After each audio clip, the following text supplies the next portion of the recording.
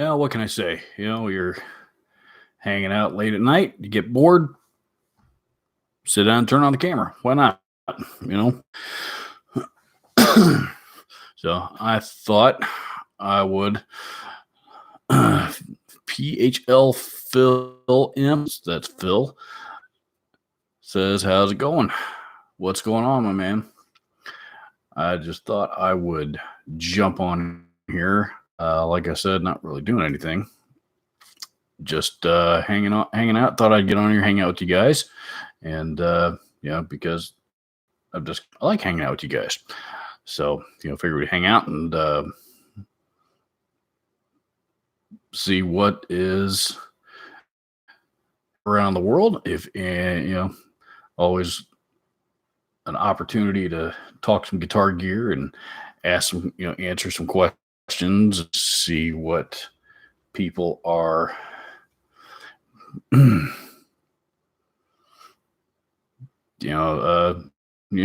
still are kicking up here at the moment. Andrew Conkey says, "Hey Rob, just got to tell someone Les Paul custom for $800 today. Seriously." So the 2005 Gibson. Thoughts on the early 2000 customs? Les, my all-time favorite guitar. I have been trying to buy one myself for as long as I can remember. I've never been able to, unfortunately, price wise, they've always been just a little bit too out of reach. And every time I get close to having, being able to save up for, getting close to having enough money to be able to buy one, unfortunately, other priorities have had to come first. Priorities or other, other life responsibility priorities, Sometimes that happens too. We are musicians after all. So, but no, if congratulations, man, that's a smoking deal. If that's I'm excited for you. The only thing, and not to rain on your parade, and I'm assuming that you've already done this, but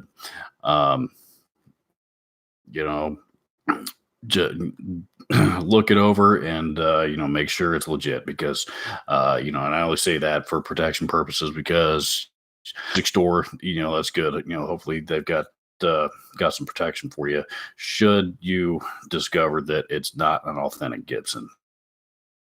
Like I said, as I was going to say, unfortunately, the market's got awfully flooded with those things. So, and sometimes they're tough to spot. So, but I don't want to be pessimistic. I just, I'm sure you're probably experienced it already. You already looked it over and all that stuff, and everything's good to go. In which case, it's a fantastic deal. So, congratulations, man. That's a great score. I'm happy for you. Hey, Bob Bitchin's online. That's not using a 4-letter word. That's actually his screen name. Glad to see you're finally up and running. Up and running is a stretch. The video quality of my live streams, thanks to this little cheap webcam that I'm using at the moment, but hopefully that will, hopefully that'll straighten out here one of these days. I still don't understand this whole live streaming thing yet, so I'm still trying to wrap my brain around it, and open a simple HDMI cable into one of my regular cameras plugged into my computer would work, but apparently it does not. So I'm probably going to need some more hardware. So I don't know. I'll figure it out one of these days. So, but for right now, decent audio quality with the blue snowball, and terrible audio quality with this little cheap Logitech webcam is what we got. Let's see. Random guys in the room. Should ESP bring back the axe? Was that the? That was like it wasn't a super strat, but it was like this scalloped body thing, and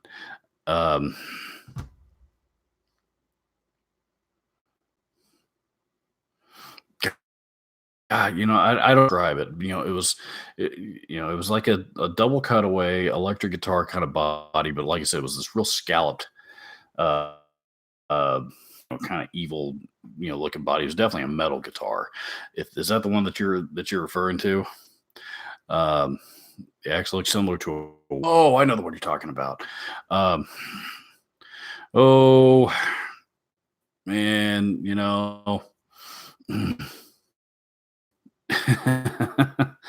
um, yeah, I remember that one. It was a cool shape.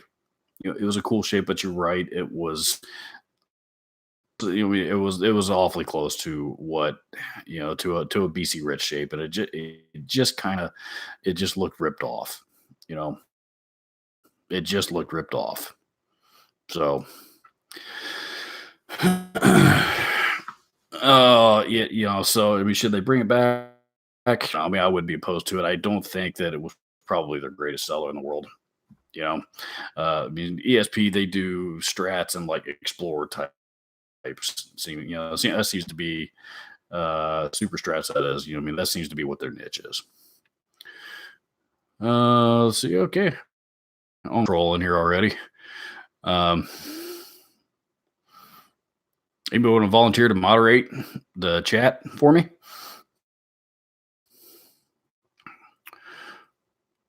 Let's see what else we got. Michelle Wade says, "Hey Robert, you ever bought a guitar that you thought you wanted, then when you got it, it didn't bond with you?"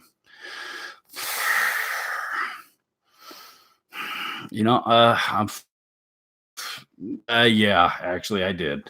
Now that I think about it, I had the first run of the PRS SE Paul Allender's, the ones the EMGs, the first run of them that had the PRS passive pickups in it, and the like Strat style tremolo system on it. I had one of those. I had one of the purple ones. It was a really cool looking guitar, but number one, it would not stay in tune. I owned it for 2 or 3 years. You know, number one, it would not stay in tune. Could not stay. Pulled out of tune easier than any guitar I've ever owned. And two, the sound just because of and I tend to feel this way about a lot of PRS guitars, the SEs anyway. It just sounded just not didn't sound bad or anything like that. It just was dull sounding. It just didn't excite me. So I actually ended up selling that one. I think I sold on Reverb or eBay, one of the two. Went to a guy out in New York, I think, and the money from that helped to pay for our honeymoon. So the money went to a good cause. And but yeah, that's one guitar that I remember really really wanting at the time that I bought it, and it was just kind of ever since then. So you know.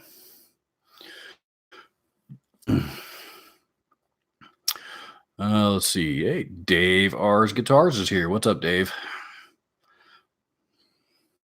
Let's see. I got the Gemini Lex. I don't know if I'm pronouncing that right, but says I've got a 2016 Les Paul Stu already. Got fret marker popping up. Really, oh, you guys are talking amongst yourselves there. My mistake.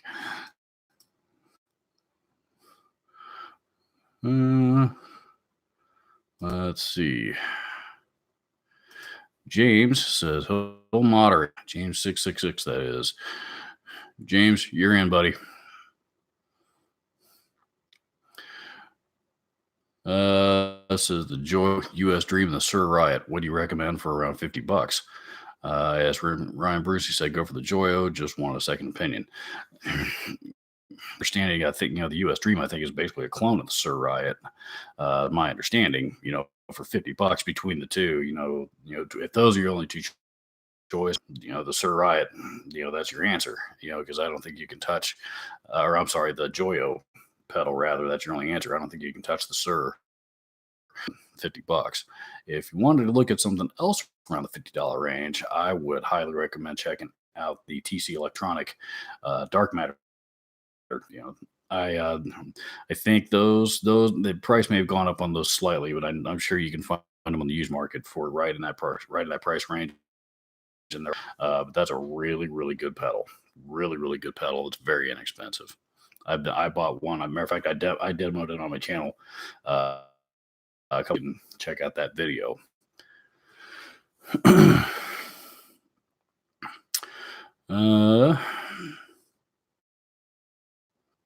we go.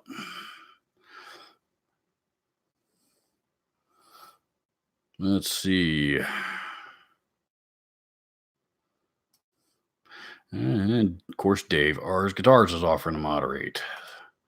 Alrighty, so this evening's moderator is going to be in the chat are going to be 666 and Dave R's Guitars, two very loyal viewers of this channel. Thank you, gentlemen. Brandon C, what's up? What Michelle Wade asked, what do you think of hybrid amps? I saw Marshall JMD for under $400.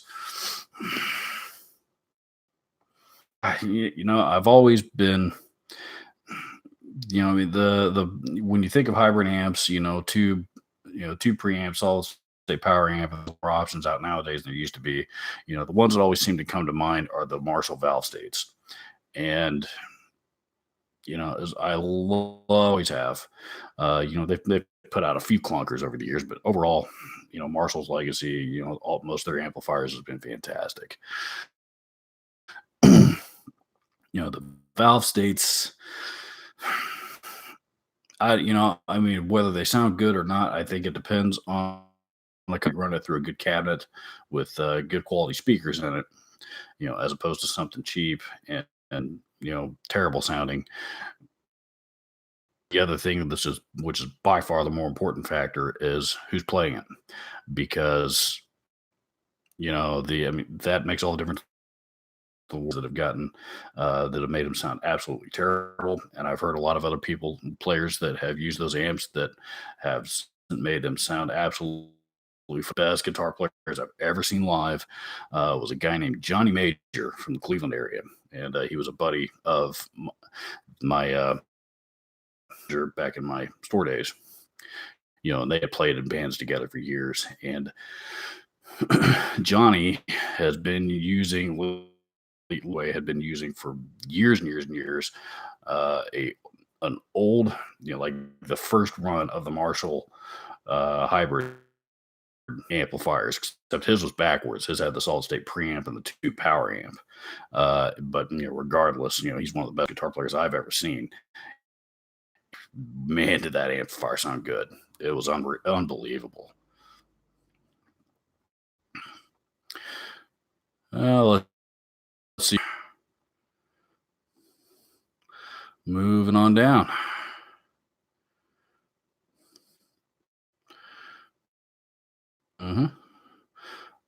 Islander Winder says, "Hey Robert, what's up, man?"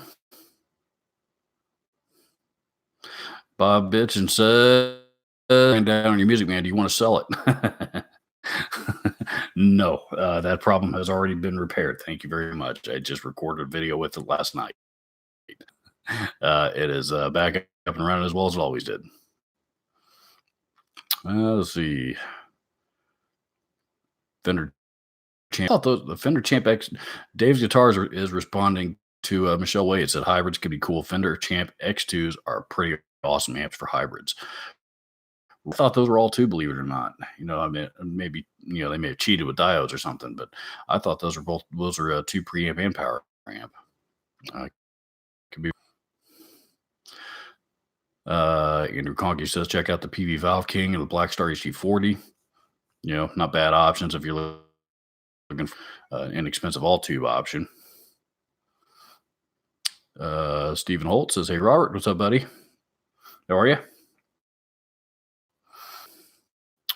And forgive me, I'm trying to keep my voice down because my wife is going to sleep in the room right behind me. So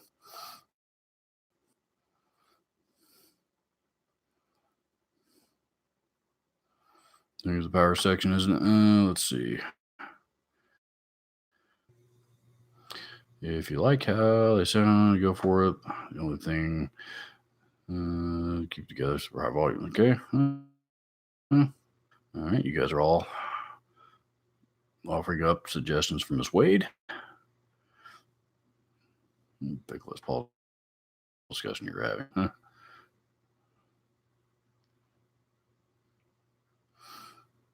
Uh-huh. Les Paul traditional Manhattan Midnight. Awesome finish. I love that color.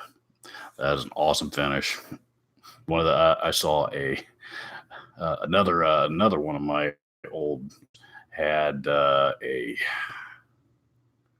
I think his was a custom in Midnight Manhattan. That was one of the sharpest looking Les Paul customs. I went over to his house for the first time. Of course, he's got his guitars all all out on in his guitar room, all out visible. That was the first one that I walked towards. He said, "I knew that was gonna be the first one you saw."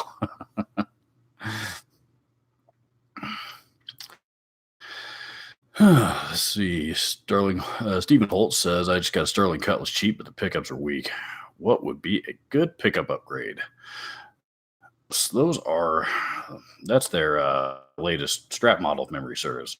I can't remember if it's got a humbucker in the bridge or not, but I think it's at least 2 3. Um, I mean, for single coils, I think I've always liked the Marzio Area 61 area. I think it's the Area 58 for the middle of the neck and the Area 61 for the bridge. I've always liked those. The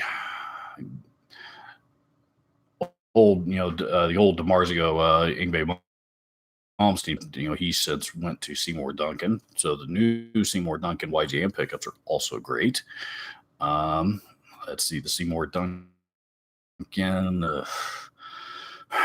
I can't recall the name. Seymour, they've got they have a Strat single coil pickup, and it escapes me at the moment, but those are also excellent. You might check those out.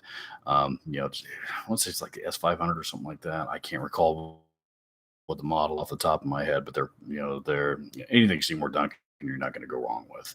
And if you don't want, if you want to spend maybe a little bit more money, anything under the Fender pickups. I mean, nobody does single coil pickups better than Fender, really.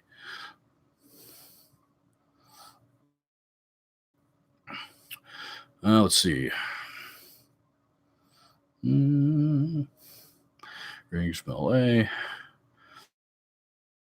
Guitar Music 2 says, "Hey man, first time making your live stream. Awesome, man. Welcome to you. Welcome to the family. This was not a scheduled live stream or anything like that. This was I'm at home hanging out with nothing to do, so I figured I'd turn on the camera kind of thing. And just transparent with you guys. For some reason, the watch time on my channel the last several days has absolutely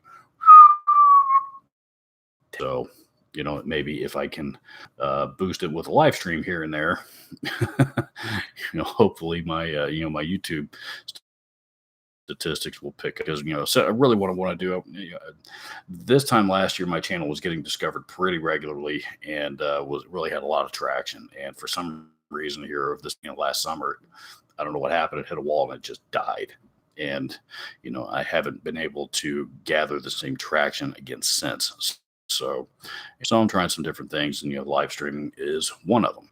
And like I said, I've also found that it gives me an opportunity to hang out with you guys and hang out with you guys, which I do very much enjoy.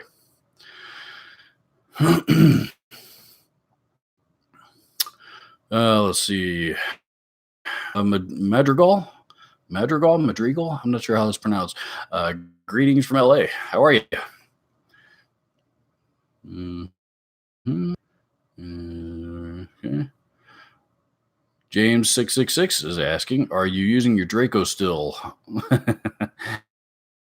Or that I pull out every day, but I do pull it out every now and again. Sometimes when I'm doing a video that's based specifically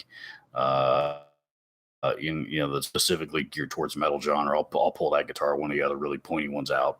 Specifically, I'm working on obtaining specifically for that purpose, and if I'm able to get a hold of the things that I need to get a hold of in order to make this video that I've got in mind, and I don't want to let the cat out of the bag, especially because it might not happen. But if that does, I may pull that guitar out just for this. That'd be fun. Let's see. SD. Rejo Sign says, just checking in. Thank you, Rob, for doing live. Hi, y'all. My pleasure, buddy. So I'm hoping to kind of rein in a couple of West Coast viewers here with this one. Because right now it's about 8:30 out there.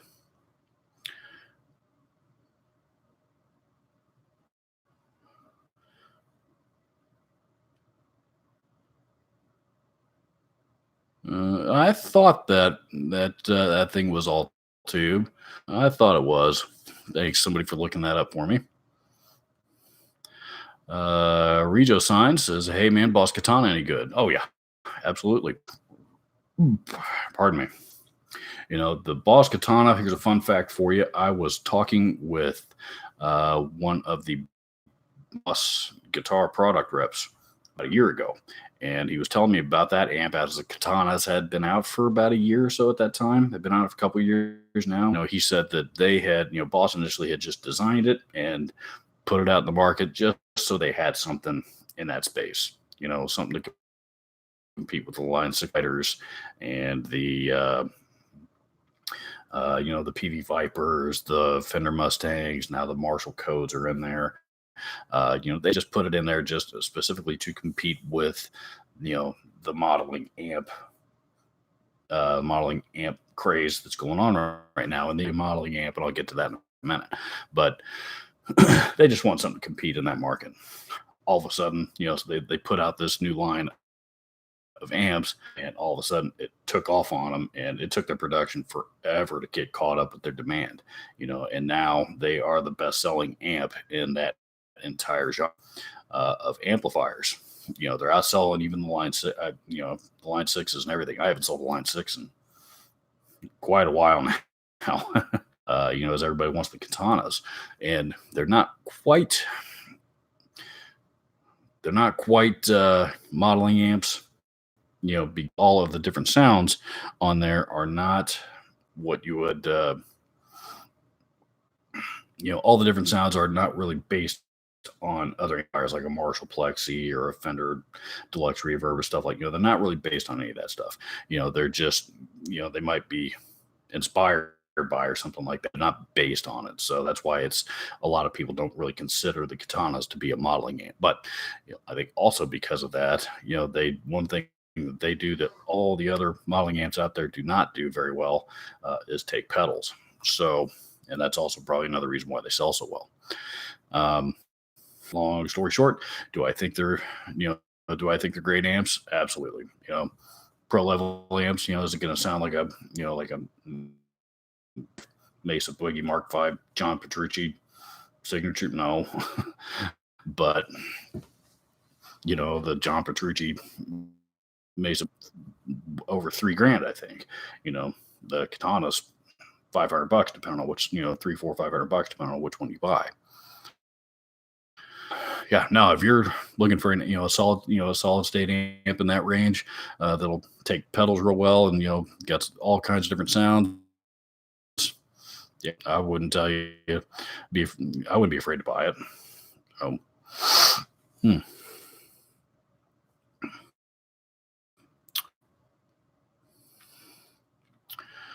Let's see.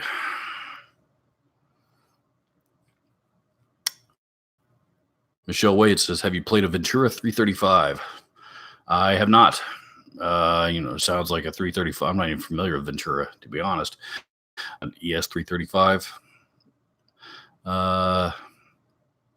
clone copy, if you will. I hate to use that term, but nope, I haven't played them.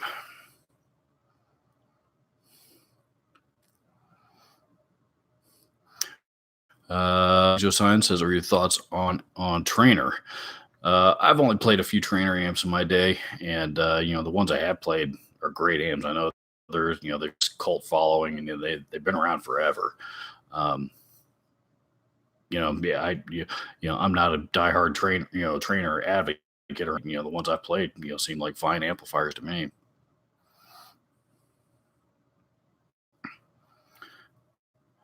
Michelle, what were your best and worst ever videos? The worst amp had me rolling. The realistically, those are the ones at least ever put my channel on the map. The first video that I ever did that really took off, ironically, was one of me being very Gibson, and the title I had actually ended up taking it down because it was to a point, it was negative, and it was true, and everything that I said in it, I feel, and I certainly still like, uh, I didn't say anything in that video that wasn't true, and there was plenty of people that agreed with me, but you know, I got a lot of views, and 170 some thousand views, I think, at the end of the day, and that's the one that was the first kind of big explosion. A few months later, I did the worst pedals video, and that's the one where I managed to piss off Fuss Face Fanatics and the uh, Electro-Harmonix Metal Muff fanatics out there, and I've since done videos on each of those showing why I hate those pedals, and just continue to piss off more of them.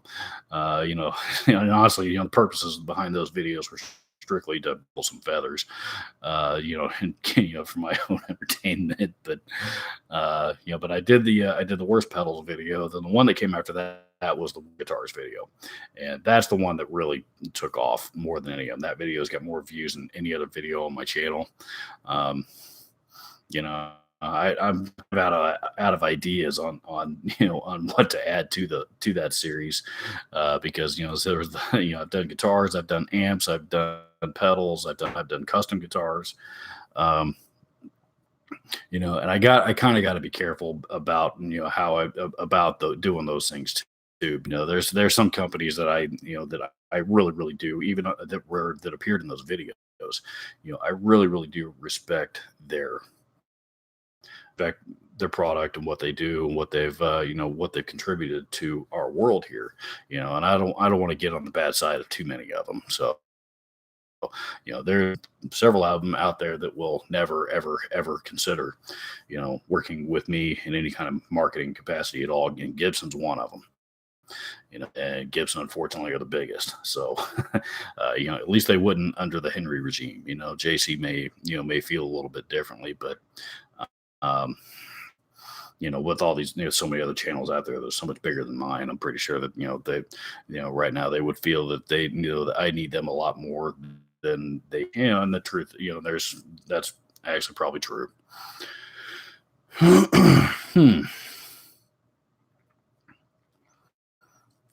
So, but at any rate, I'm glad you got some enjoyment out of them. I think there's been a lot of my subscribers that discovered my channel, based on one of those videos.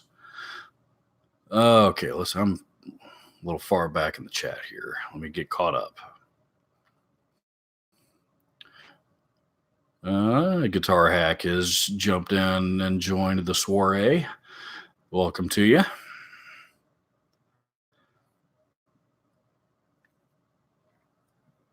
Uh-huh.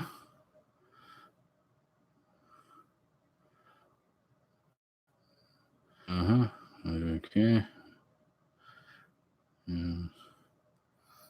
Custom 72. James Brown designed the Custom 72. Here, the Cowtown Custom says, I picked up a custom with a K, 72 coupe amp. James Brown designed, built, Cincinnati, all paperwork and very loud. The custom coupes, those I don't really have any experience with those. My experience with customs, most of them has been the tuck and rolls, and I despise those things. They, half of them seem to be short. Now it's been zapped by a number of those things because there's been an electrical short circuit wiring issue of some kind, and a lot of the ones that I played, and I just don't like the sound of them. I know, what's his name, Fogarty, played him particularly in CCR and still continues to use him a lot of the time, not all the time, but a lot of the time today. But that I just know.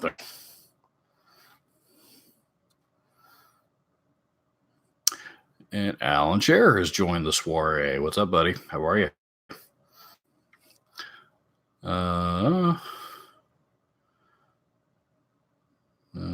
Love the best. Michelle, you must have repeated your comment because I didn't get to it fast enough. So I am reading through all of these. I promise. It's as I stop to answer a question here and there. I tend to get backed up a little bit. So right now, I'm trying to get caught up. Guitar Freak 521 says greetings from Taiwan. Well, greetings from the U.S. My sister took a trip to Taiwan one time, and she had a very good experience though. But I'm still shocked that she decided she'd never been that far away from home before ever. Certainly not on her. That was not she. She didn't have very good experiences. She came home faster than the plane could get her here. So it's happening.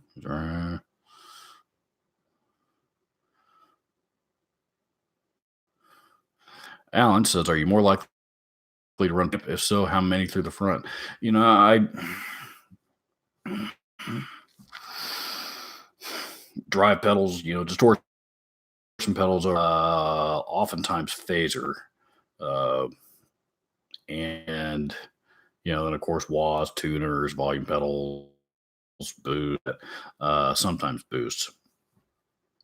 That kind of stuff. I almost always, I do always run it through the front of the amp. Then like the modulation stuff. The core, flangers, chorus. Those are the two modulations that I use more than anything. And the time-based play, reverb. All those those are always. I always run those through the effects loop wherever possible. Matter of fact, I don't have any amps that don't have enough. So yeah, I got one combo, but that's that little rolling thing that I have that already has all that stuff built into it, so I don't need to worry about it. So yeah, general rule, that's my general rule for running pedals. About the only one that only pedal that I can run either into the front or through the back, would be a phaser. Some phaser pedals are just they seem to be a little more particular, a little bit more finicky about whether they're going into the front or through the loop.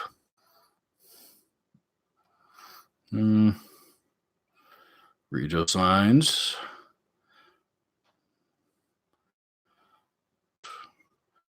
And the whole thing. Regio signs says, "Thank you for your time. Love your channel." Thank you. Thank you very much. I'm more than happy to spend time hanging out with you guys.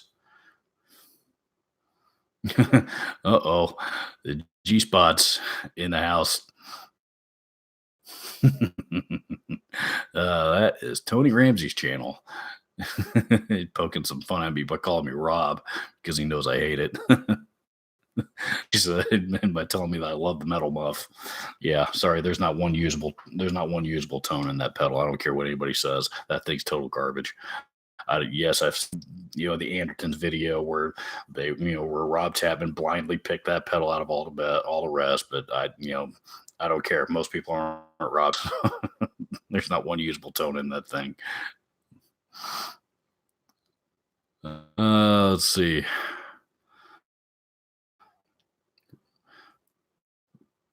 Rolling Jazz Chorus. I love that. Best clean tone on the planet. I love that amp.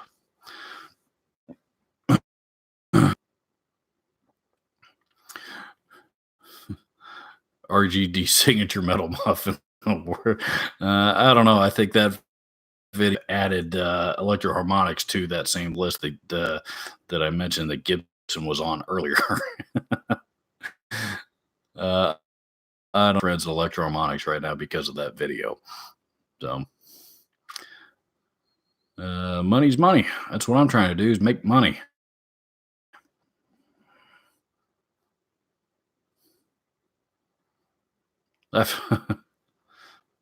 Let's see.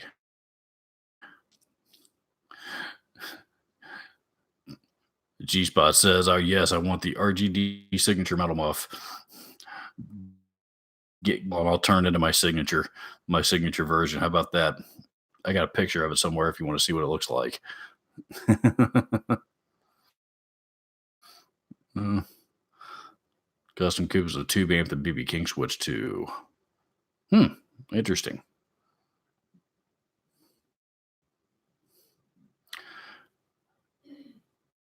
Guitar Freak 521 says guitar stuff in Taiwan goes for just about double here. However, you'll see stuff. I don't doubt that. There's some of the top pedals manufactured today are made in Taiwan. Uh, namely Boss and Ibanez. Both of their pedal lines are made in uh, Taiwan. I think that you guys have pretty easy access to the Japanese market stuff. Stuff like the Bernies, uh, a lot of old the older Grecos and things like that. That make that pop up over there. Well, certainly a lot more than they do over here. I know I saw on his channel he made a trip to Japan here in the last couple of months and snagged a Bernie Les Paul custom while he was over there, which are sweet guitars. I can't remember what year he said it was, but there's a long stretch. Those Bernie Les Paul customs were better guitars than Gibsons. I've always wanted one. I'd have a Bernie.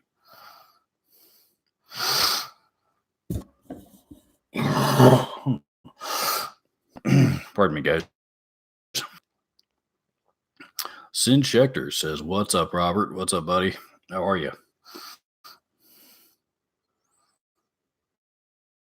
Another viewer who comments on my channel fairly often. Customs were really hit. Yeah. Yeah. I mean, but I'll tell you what, man, there's a contingent of those, the tuck and rolls. There's a contingent of people out there that just love those amplifiers. But that's another one of those things that's just really, really popular. But, uh, just not for me.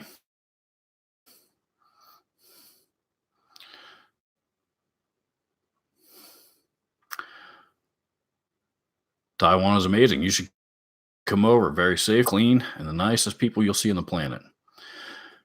I'll add that. I'll add Taiwan as a bucket list stop.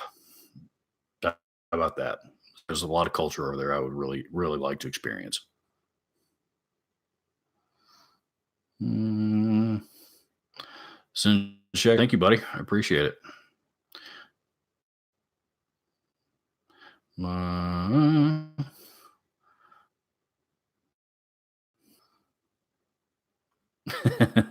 Alan Harris says my custom cabinet was a really great bed in the back of the van after gigs. You must have had a tuck and roll. Let's see.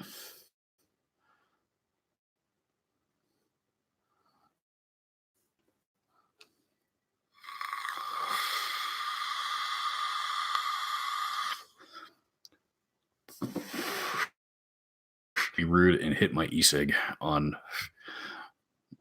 my live stream this evening. I'm generally conscious not to do that, but I am going to.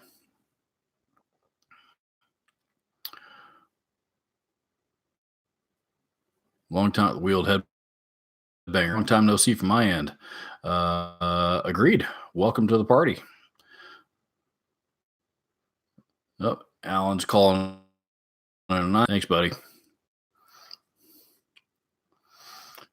It beats smoking. I've been tobacco free for 5.5 years now. I switched to an e-cig, and I started out at the 24 milligram, which is like the highest nicotine concentrate that you can get a hold of almost anyway, and I've worked I'm all the way down to I'm done most now, and occasionally I step up to 9. But so I've backed it off, backed off the nicotine level quite. But it also gives me the freedom to vape in the house, and all that kind of stuff too. So,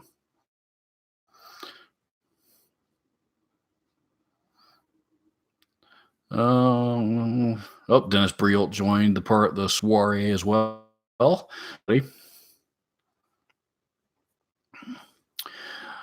Wheeled Headbanger says, on the road for a while, still want to collab from my bassist player end. Okay, I'm going to be honest with you. The Wheeled Headbanger. Yeah. I wonder if we have spoken before because I don't recognize that particular username. So I'm wondering if we've spoken to each other. um, I can't recall who it might be though. That's ever mentioned anything about collaborating. Dave and James, I don't know. Have you anybody yet? I've seen one or two people that might be worthy.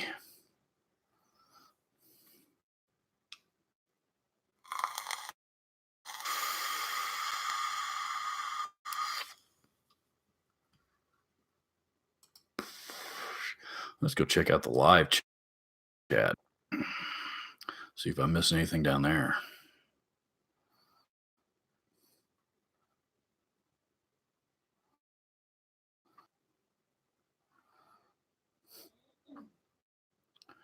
The Wheeled Headbanger. We have helping you from a base end of things.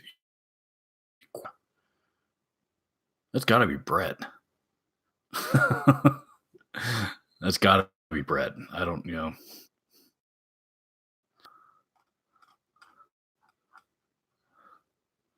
He is, if that is who I'm thinking of, that's actually one of my best friends.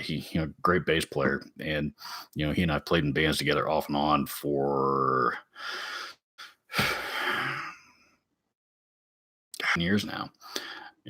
And we got the same taste in music and same taste in guitars and basses and stuff. And if you guys think my guitar collection's out of control, you guys need, if I've got 40, he's probably last I knew he had 70, and I know he's acquired more since then, and probably has not liquidated as much as he's. Let's see. Guitar Freak 521 says, have you ever tried the rolling? They're very popular over here in Taiwan. I personally haven't tried one. I remember playing a few of them when I was at the store. I happen to own a channel. It used to be in a lot of my videos in the background. You could see, this little rolling cube combo that I have, a rolling cube 40. Rolling Cube 40 XL, which I think they've since come out with an updated version that just has Bluetooth on it. It's the only difference, but they've come out. I had this rolling Cube XL, and I use that as my home practice amp for a long because honestly, it's just a little modeling combo, but it sounds killer. It sounds great. It's got a built-in looper on it. Perfect for practicing. I had to spend a little bit. It's to run it, to its full capacity and be able to take advantage of all the features on it. You have to have 3 FS6, the 2-button foot switches for it. One controls the looper, one controls the separate on its separate switch, and the other one it's like reverb. Man, reverb is its own switch, and then the other switch on that one controls what other effect you have set up, be it delay or flange, whatever, and or chorus. And then I think the other foot switch controls the channels. So, but if you have all those set up, it's really a very, very functional amplifier. I even gigged with it a few times. Mike Correca says, hello, Robert. Thank you for your reply. Just finished playing a couple different people on YouTube. Thank you for all the great work. Keep on picking. My pleasure. I'm assuming you're referring to the reply that I sent you here just a little bit ago before I turned on the camera.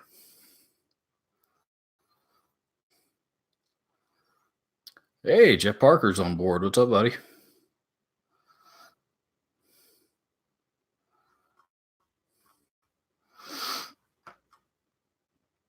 Mm.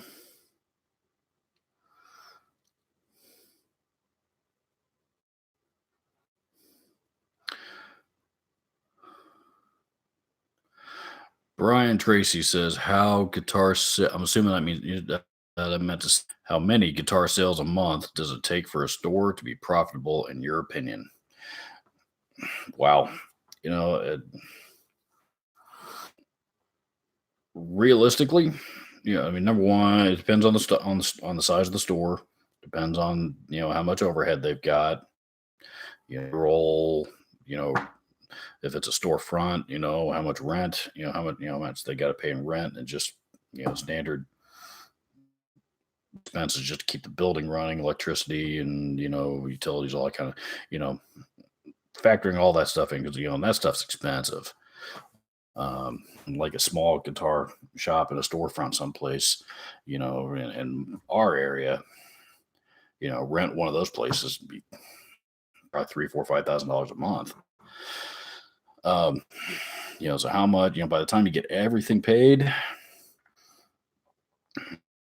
you could put a number on it, um, because I mean, your average, pardon me, I mean, margin on a guitar is probably going to be somewhere in the 30% range. 30, maybe upwards. There's some brands that have a little bit more in them that can get upwards of 40, but those numbers also are and when you're talking new guitars, one thing I've noticed here in the last several years, stores, a lot of stores, they don't get to sell very often anymore. As consumers, we've been trained to wait for the sale, wait for the coupon, whatever it is to save money. And of course, the people that take that are the stores, not the manufacturers, not anybody else. It's the stores that take that hit. And so retailers right now are trying to come up with strategies to increase, to try to maintain profit margins, to be able to do just remain profitable. Um, I'm here to tell you, man, it's the guitar industry, particularly the retail side of it, it's tough out there. It's a real tough world. Just because there's not a whole lot of money being made.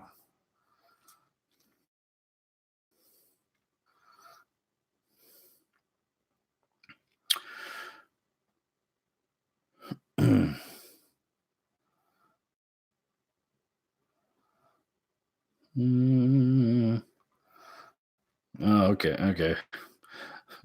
Dennis Briel's been doing speaking tonight, so we all need to forgive his typos.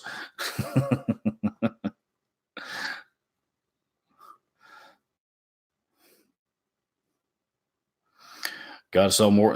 Mike Cracker says, "Got to sell more than guitars and do service. Let's not forget paying all the taxes." True on all fronts. Even the big box stores have gotten into, the big chains, Guitar Centers, and Sam Ash's. Those places are now getting into services like doing guitar and amp repairs and giving lessons and things of that nature. You know, adding in something that has low overhead and high profit margin. So there are items in that stores sell that are high profit. In a lot of cases, you guys, a lot of you know how on how cheap what the cost is on various different types of cables. Um, cables and guitar stands, not just guitar stands, but mic stands, all kinds of stands, cases, that stuff was where they were able to make up a lot of their lost margin on the higher dollar stuff. But there's a lot of instances when the customer just needs the high dollar item. So,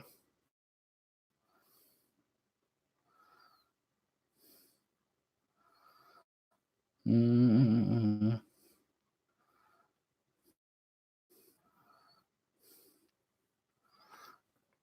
I just got to notice that fellow YouTube creator Sean Pierce Johnson just went.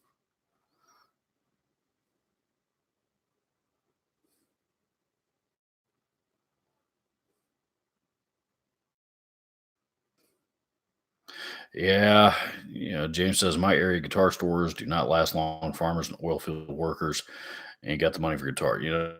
There's probably true with a lot of different retail industries. And they in those rural areas, where there's, that's what's, it's farming and oil that are running the economy. Running the economy out there. And the other thing, those are hard working individuals. They don't have time, to invest in musical instruments and things of that nature. So, especially though, I think have always and are always going to do best in urban populated areas.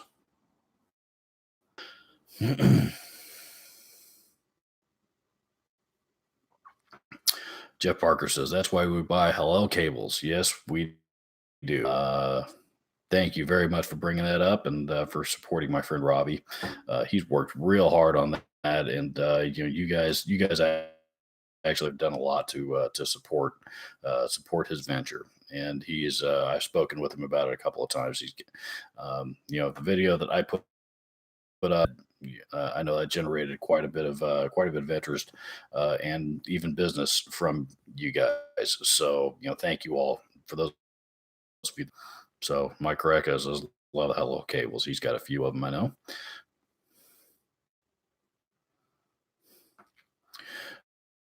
He says, thanks for the answer. Sorry about typos. Is there more room for store profit in amps and pedals compared to guitars? No, it's probably, pedals especially is probably even worse. God, I remember when I was at the store, I mean, selling Boss pedals was great, but, you didn't make any money from them, very little.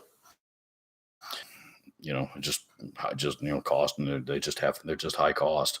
Uh, I don't know what it actually, like a dollar Boss or TC electronic pedal. I don't know what what the manufacturer's cost is on it, but and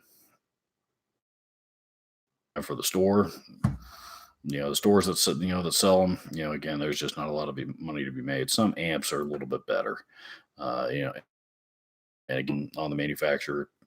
Some companies just offer their retailers, you know, to make more money. And it's always been that way. But again, when I average 30% profit margin on whatever it is on guitars and stuff, I mean that wasn't just guitars. That's guitars, amps, cables, nerders, amps, pedals, uh, you know, live sound, DJ, recording, drums, all of it.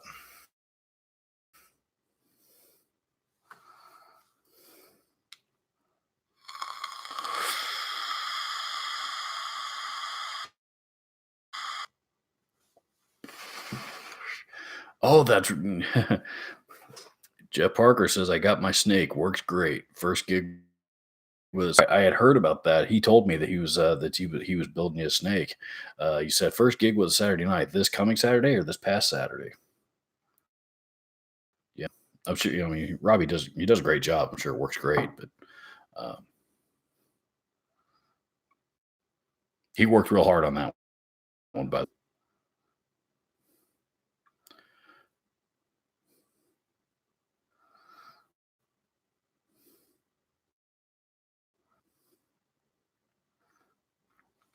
yep, we're service to the customers, balance used products out with new.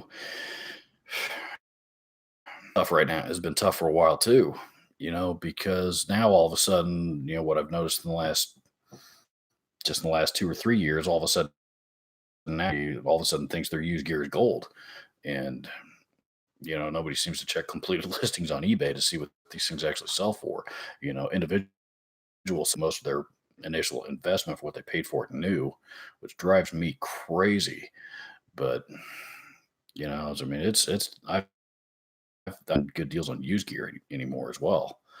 The Guitar Center in my area used to be very good about having great prices on used gear. And then a merry-go-round, or a music go round rather, moved in across the street and started overpaying for everything, and forced all the other stores the same thing just so they could get it. So, now, and that's the thing, when you got one store that's overpaying for everything, everybody else has to follow suit just to be able to, then they got to end up marking it down to a certain extent just to be able to, because they've been sitting on it for too long. And, so then finally, when it does as much on it as they used to, you know, the used market's tough right now too.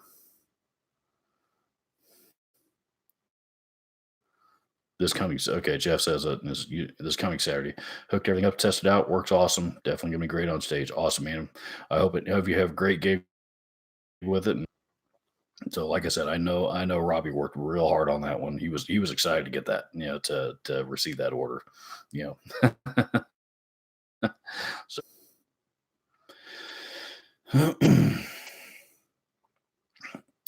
Guitar Freak 521 says, "How is Share the Music?" It's, to my knowledge, it's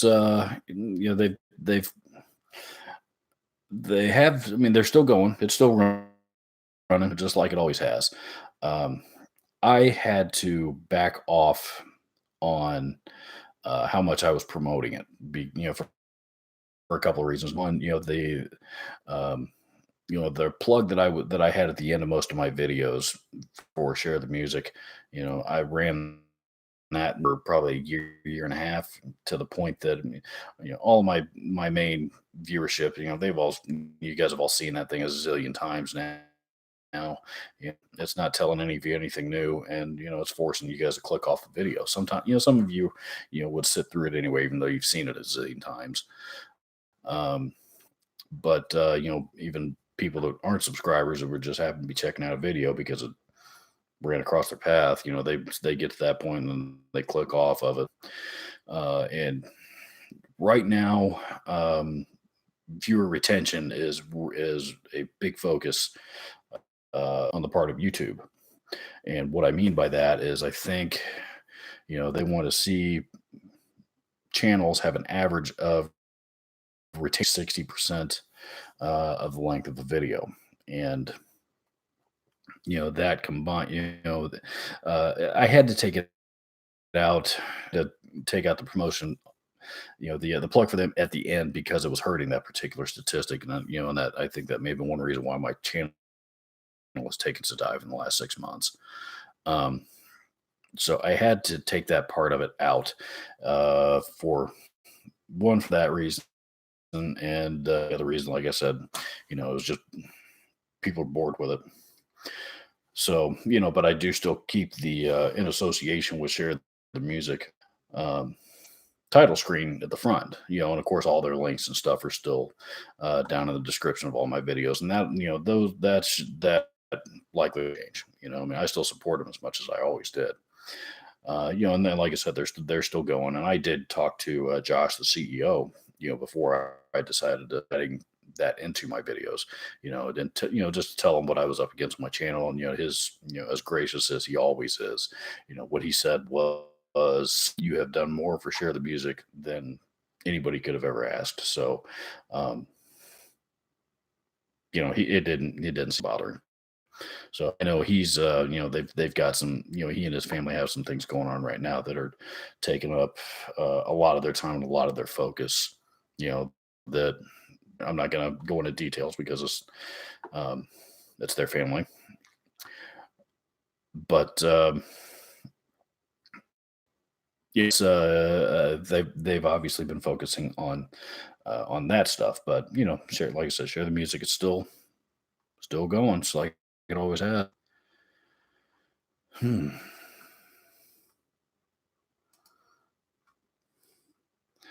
All righty. And that. Okay. Did the comments die?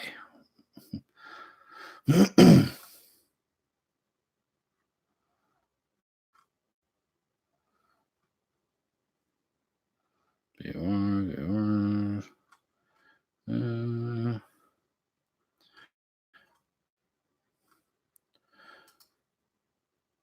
Nope. Okay. Jeff says we're still here. Okay. That was that was the first comment I'd seen in I'd seen in a while. Okay. Yeah, I get to yapping and not paying any attention. So,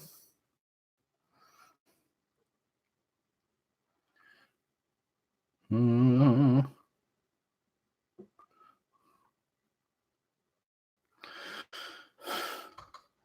And I get I just got a private message on Facebook from Guitar Hack. Just glancing over. Yeah, I'll. If you're still on, I did get your. I do have your message here. I'll respond to it here when we're done. So just listen. I was getting worried there, but Sam, I was okay. Hey, okay. James 666 says thoughts on Jackson guitars. Well, a name like Jackson guitars. I mean, how bad could they be, right? No, and I think Jackson. I love Jacksons. I've always loved Jacksons. I've always wanted a Kelly, and I've always wanted a Warrior.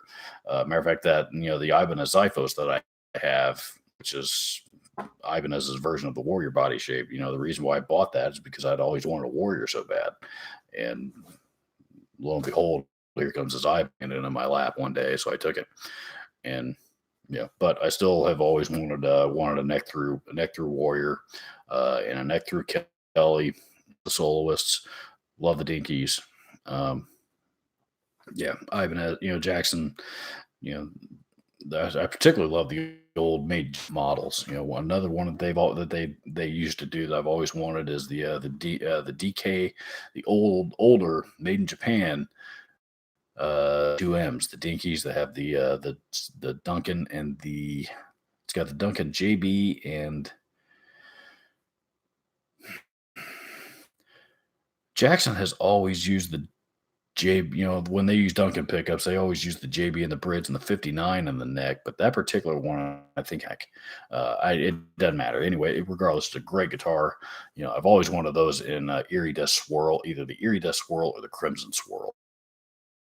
Killer guitars, but the guitar world has since discovered them, and they are, those things are skyrocketing.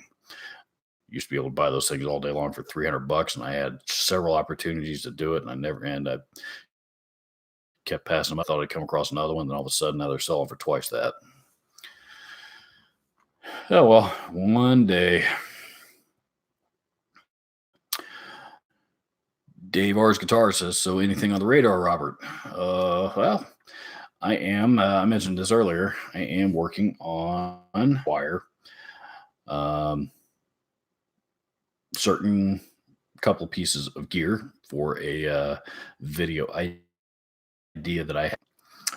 I will let you guys know that probably the stupidest video I have ever made in my entire YouTube career is going to be available for you fine folks viewing pleasure here this Saturday morning. So if you have not been paying attention to to too many videos lately, watch the stupidest video I have ever made ever on Saturday, and hopefully at least be good, make for a good laugh.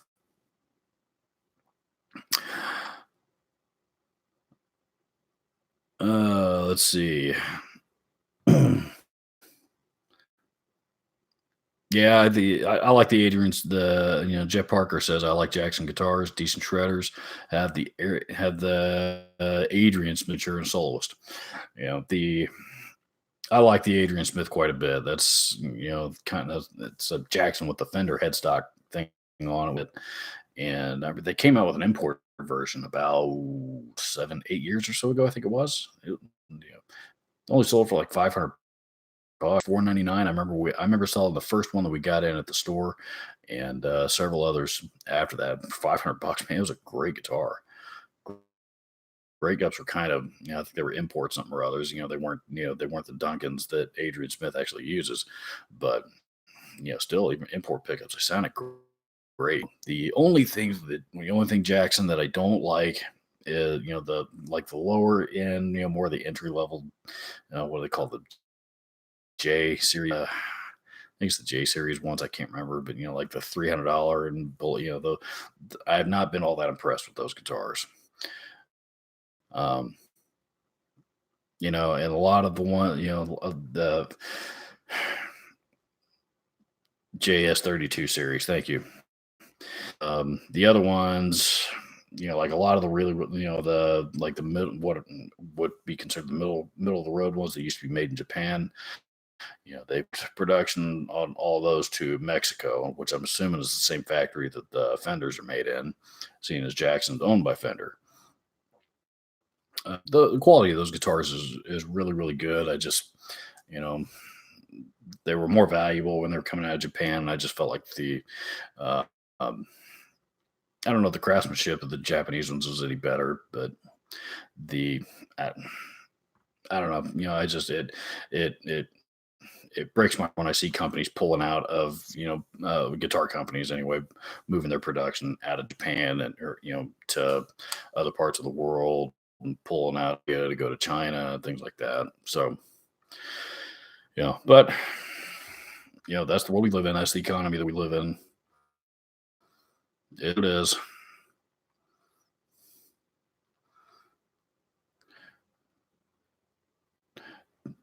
Cowtown Custom says, "Did anyone see Rich yet?" No, to my knowledge, it is still on the market. There, when it first went up for when Praxis first announced that they were going to try to sell it, there was rumors all over the place that Slash, of all people, was interested. I don't believe any of that from the get go, but there's a lot of people talking about that for a while. Um, but then those rumors kind of fizzled out, and I don't think. Um, I don't know if they've got any serious buyers or offers or anything. Um, I would let me. I'll tell you what. I will reach out to Neil Moser and see what he knows because he's the guy that's like right there in that inner circle and he knows everything that's going on with BC Rick. Um, I bet you he would know the answer to that question.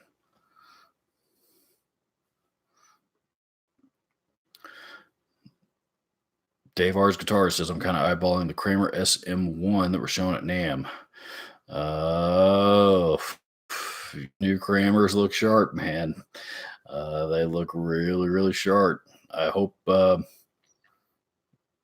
haven't gotten a chance to try them yet. They've, Gibson's been advertising, they've been plugging them quite a bit. So, and I hope that they're worth it because, that brand I believe, is one that we really need to revive. And,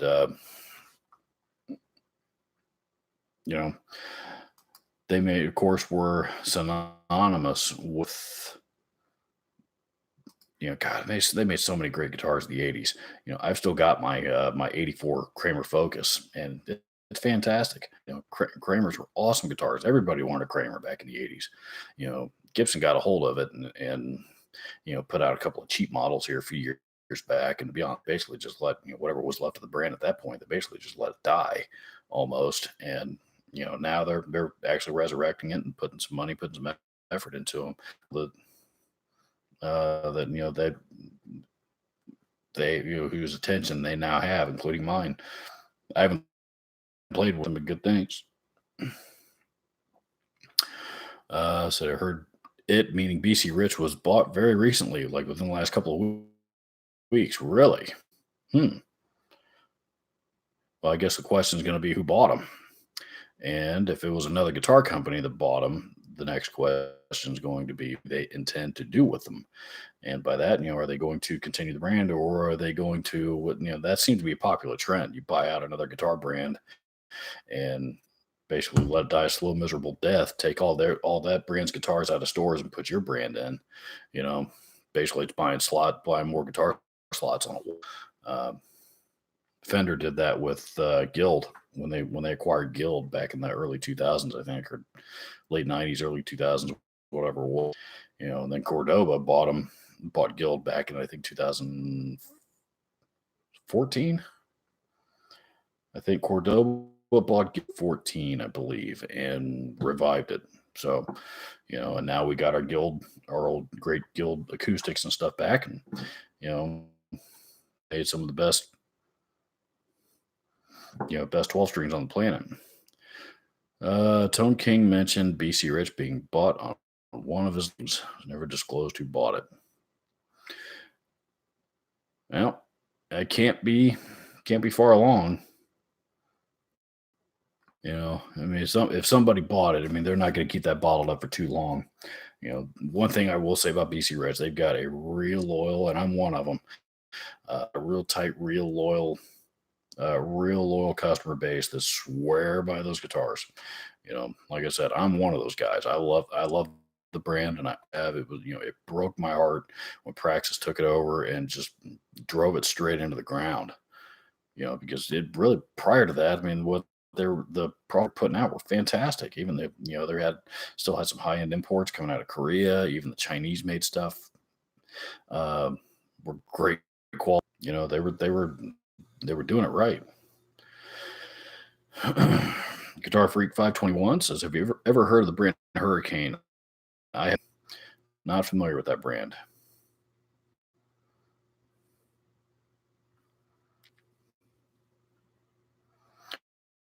He owns two right now. You own two BC Riches?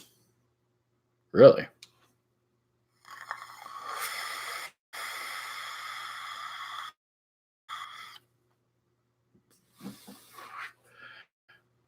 Hmm. I'm impressed, Dave. You never struck me as a BC Rich kind of guy.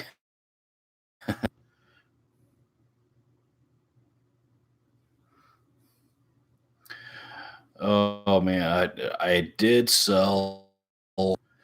I sold a couple of my BC Riches in the last year or so. Last year or two, I had an entry. I actually had a Bronze Series that was their entry level line. They sold those things sold new for like I think 199. And I had totally, me on it, and never sounded the best just because it was a really cheap guitar, but it played magnificently. And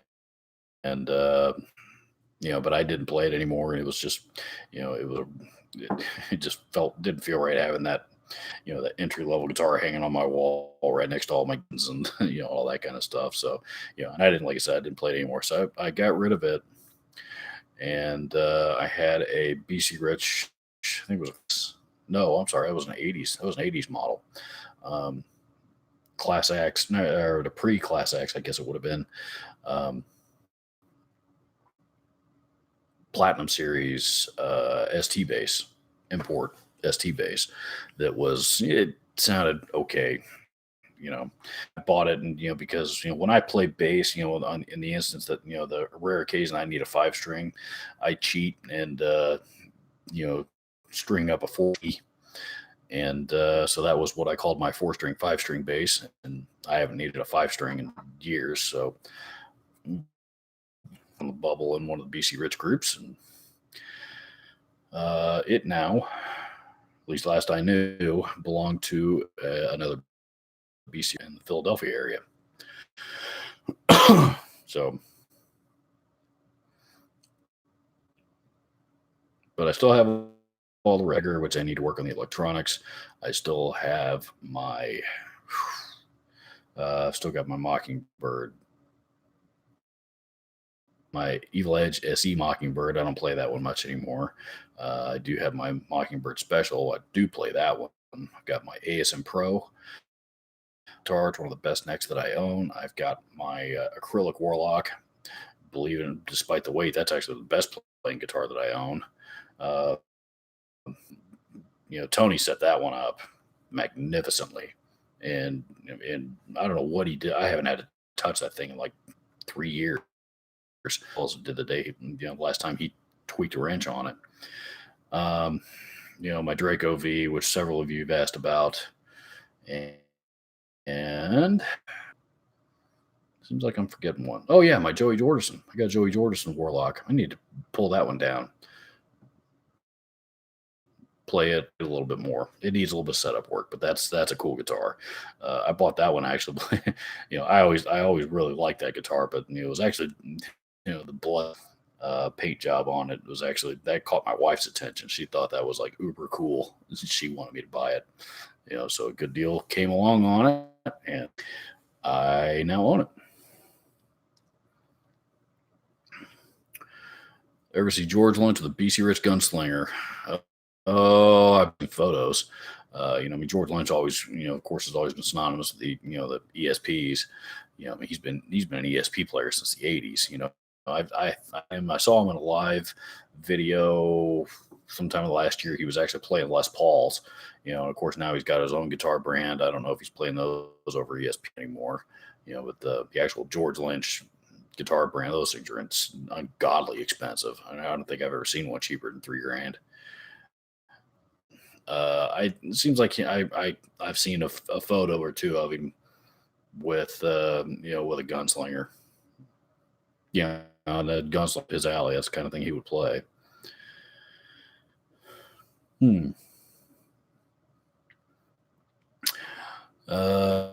Mocking Dave R says my Mockingbird is the Pro X custom. The only the Pro the Mockingbird Pro and the Pro X were same thing.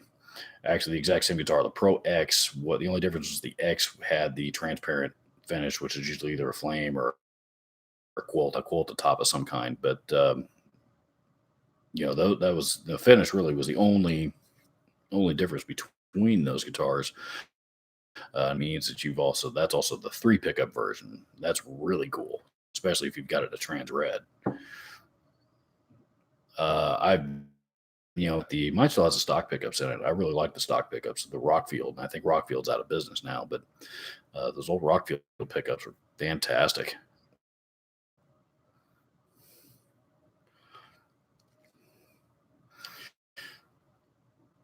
Yeah, he wasn't. George Lynch was a Kramer guy there for a while. That's right. There was a period there in the '80s, though. Man, everybody was being caught playing a BC Rich at one time. So I mean, it seemed like that they were towards the end of the Bernie era. They were BC Rich was really doing a push with with professional, well-known artists guitars, in the hands of every rock star, especially back then, everybody, if you weren't shredding, you weren't playing, So I mean, BC Rich, I think they seemed like they were doing everything they could to get their hands in every rock star photo they could.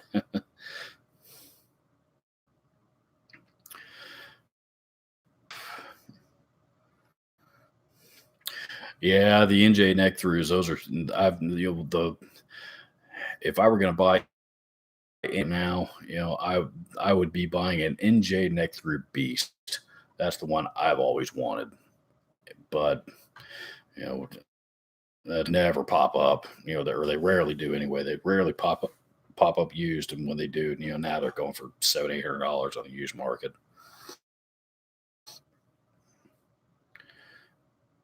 Oh, 2 pickup.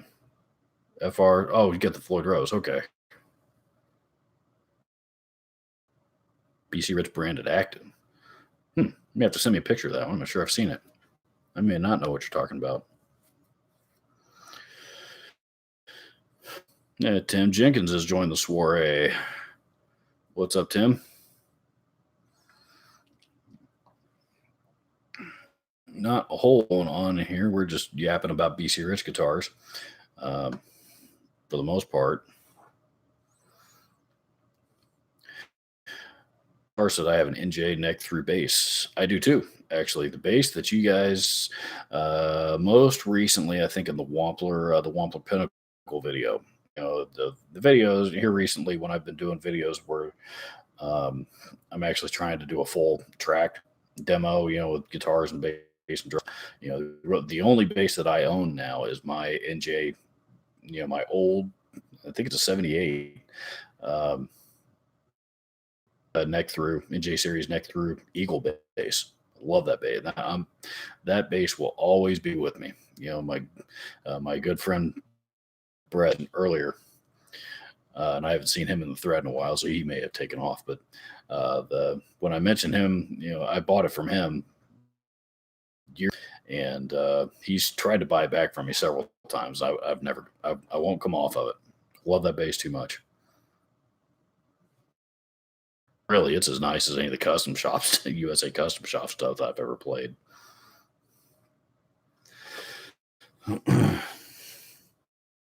I know a lot of them did have some warping issues, but the ones that are left, there's a lot of BC Rich players that love those.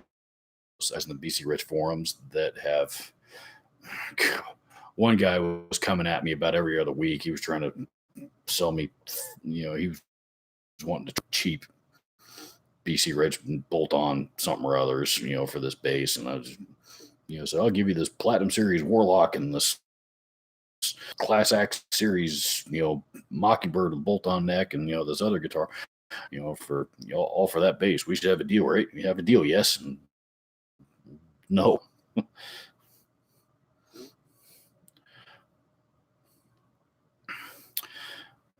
Dennis Briot says your beast acrylic headstock. Mine did. I think it weighed over 14 pounds. I remember right. Little kids most love that axe, but yes, mine has the acrylic headstock, and yes, it is a beast. Mine's upwards of 15 pounds. Last night, I remember researching. I had to weigh it about a year or so ago, and it is upwards of 15 pounds. An insanely heavy guitar. I've actually there's somebody out there a light, like a lighting thing that you can stick on the inside of the cavity, and control the light, somehow like an LED, just totally light up the whole guitar, and it's a really really cool stage effect. I've always thought about putting one of those in. I've actually never gigged with that guitar, though. I would like stock pickups that came in it were absolutely garbage. I hate those BC Rich BDSM pickups that they put in so many of their guitars. I can't stand, but in that guitar, the acrylic, that big heavy plastic just doesn't resonate like wood, so I put some high powered in them with a Duncan, the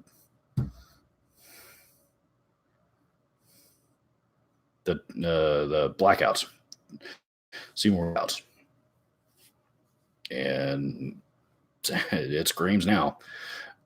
I've actually never gotten a gig with that guitar though.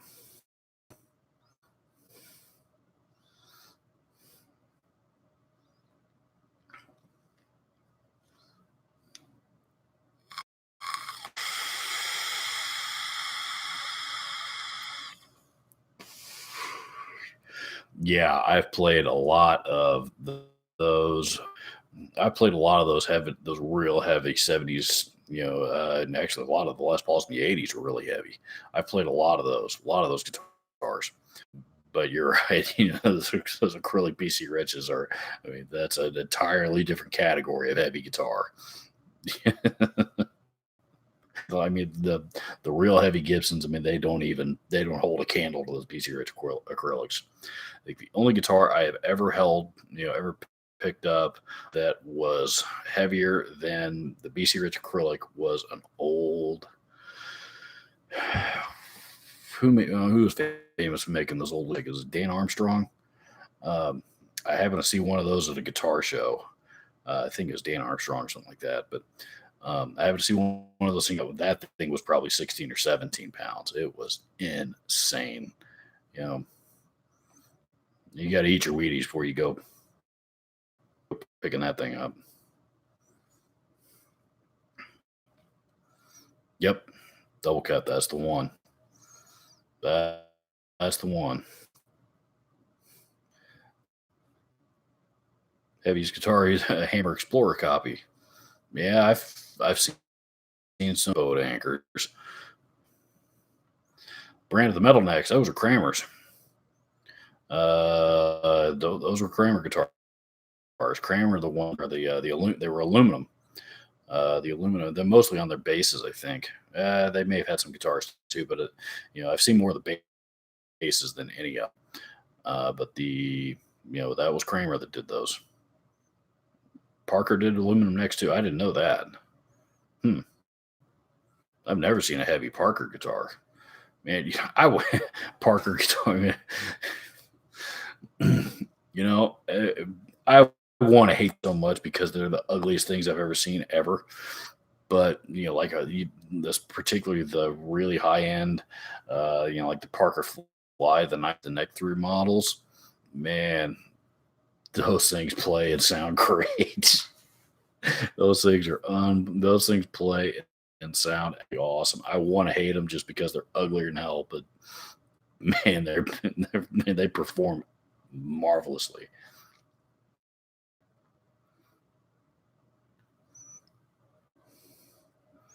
Hmm.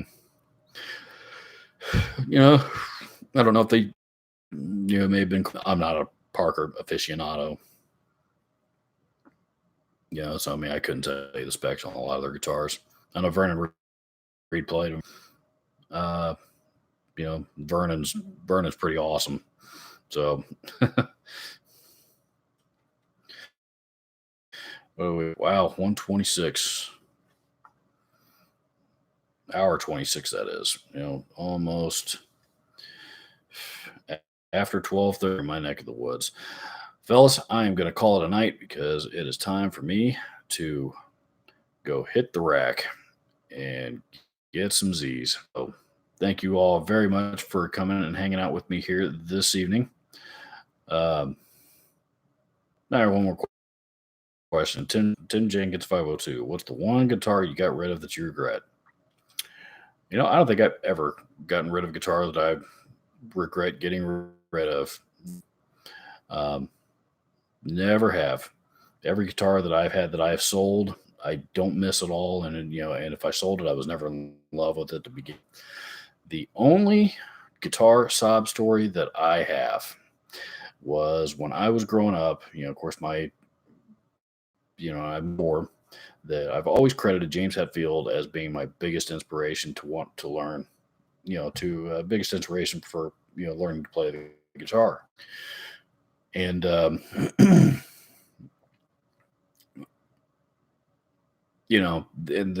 that is true, the true person that inspired me to play more than anybody was my dad. And when I was growing up, of course, my dad played guitar when he was, all through college. That's basically how he fed himself in college. Street gigs and playing in a band. And he had, when I was growing up in the house, my dad had a 1952 Martin D18. And growing up and just beginning to learn to play, he hadn't played this thing in years. Didn't really play anymore, but I played it all the time. We moved from Texas to Indy, and my dad, for whatever reason, uh, decided that the cold Indiana air was going to make the brittle and was going to, and it was going to crack and was going to be ruined if he didn't, if he didn't get rid of it. So, unbeknownst to me, uh, I don't know. I woke up one morning on a Saturday, went downstairs to go play it, and it had this custom case that my grandfather had built for it. Um, and he all of a sudden, Dad comes home, late Saturday morning, early afternoon, sometime, case in hand. I said, as I had opened up the closet to go pull it out because I wanted to play it, and it wasn't there. And Dad comes walking in with the guitar case. Oh, I said, oh, cool. I was looking for that, and he, unbeknownst to me, I wasn't aware that he was holding only the guitar case, which I do still have in my possession today. But he said, yeah, the guitar's gone. So what do you mean the guitar is gone? He had taken it down to a guitar show, and this was 1991, I think it was. Um, keep in mind this is a 1952 Martin D18. The vintage market had not quite boomed to what it is now, but that guitar even then probably still worth 3 or 4 grand. I bet it's worth every bit of 8 grand today, every bit, maybe more. And he took it to a guitar show and sold it for $800. So if there's one guitar that I would really like to have back, that one still stings. So let's see. And looks like the rest of you folks are